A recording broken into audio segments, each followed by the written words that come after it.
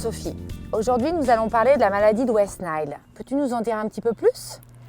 La maladie de West Nile est due à un arbovirus. Et cette maladie est une zoonose, c'est-à-dire qu'elle est transmissible à l'homme. Donc elle peut entraîner une fièvre brutale et on a parfois des complications neurologiques qui peuvent être très graves dans de nombreuses espèces animales. Donc cette maladie implique des vecteurs que sont les moustiques et un réservoir animal représenté par les oiseaux. Donc les moustiques s'infectent en piquant des oiseaux contaminés et recontaminent d'autres oiseaux.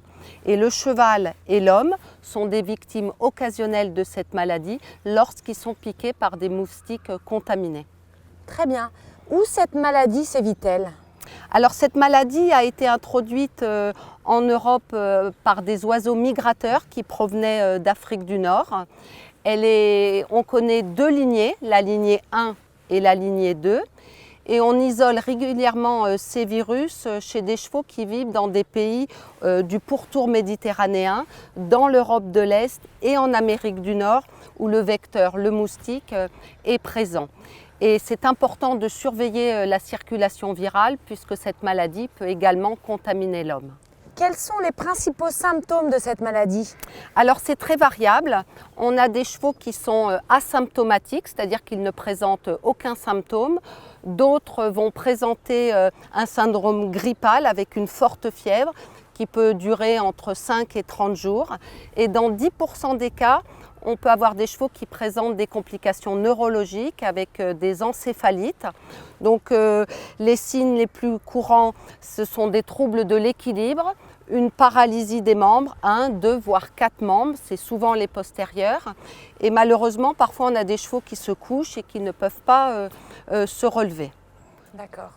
Et quant au diagnostic, comment le pose-t-on? Alors le diagnostic, il ne peut pas s'appuyer simplement sur les signes cliniques parce qu'on peut avoir d'autres maladies neurologiques type encéphalite qui présentent les mêmes symptômes.